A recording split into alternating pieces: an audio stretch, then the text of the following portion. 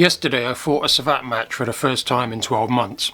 I'm fighting in Austria next week, I hope. My breathing was not where I wanted it to be, so the following day I went sprinting. Interval sprints are the best method for matching fight fitness. I do 2.5 minutes, always changing speed as realistic as I can to the cadence of a fight. I visualise the progress of the bout, pushing just when I don't want to or when I picture my opponent coming at me. 50-second rest, turn around, do it again, 3 to 6 times. Today I did only 4. It is a risk modifying my plans so close in. I wouldn't normally advise it, but I was responding to the data of my warm-up fight, and it's only 8 minutes on a flat course.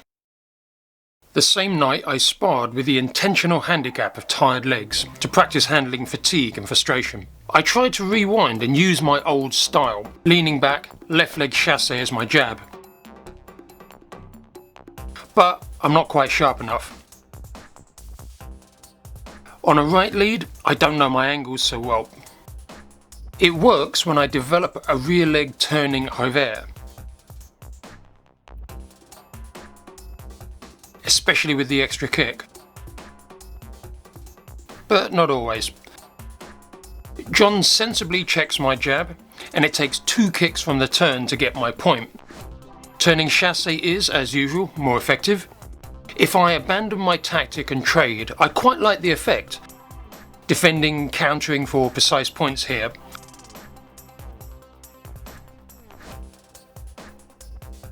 I even get in a few fancy twirls to finish.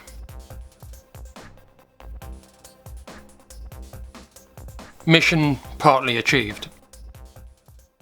Tuesday, I travelled to a physio to investigate the pinched nerve in my leg. I expected this camp to be about ankle recovery, yet the harder training has dissolved the last remaining stiffness. The pinched nerve, however, earned me an excruciating sports massage, but a better diagnosis and treatment plan. Wednesday, I went sprinting again, adding 15 seconds to the rounds. Thursday was a rest day as I was teaching beginners. Came out here today mainly to see whether I could get my support foot to pivot properly, because in class last night it was really difficult. And I don't know if that's because of the sprinting I've been doing, which does exacerbate it, or whether it's from the physio exercises, which are leaving it more vulnerable, I hope, on the route to recovery. But in either case, I was wearing some different shoes last night. Thought it might have been them, but I couldn't pivot at all. It was so uncomfortable. I'm trying it now, and in my regular trainers it's no better. So I'm in a bit of a pickle. Is it right to compete next week when I'm not at the proper fitness that is not even injury free, which might be considered a minimum?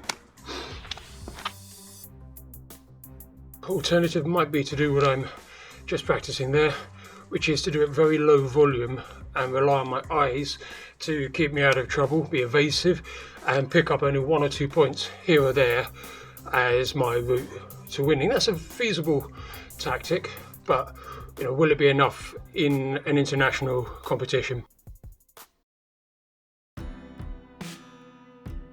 You may have noticed that fighters often have a very hard time retiring, and I think it's worth remembering that we all end up eventually worse fighters than when we started. In this book, Ernest Becker says we deny not just our deaths, but our creatureliness, and that man is 2 things. He's an animal who wants to be a god, because he learns quite early on that the body is a failed project for gaining self-worth, what Becker calls being an object of primary value in the universe. So I encourage you to read this book, maybe as often and as destructively as I have, and see if you think that's what's going on.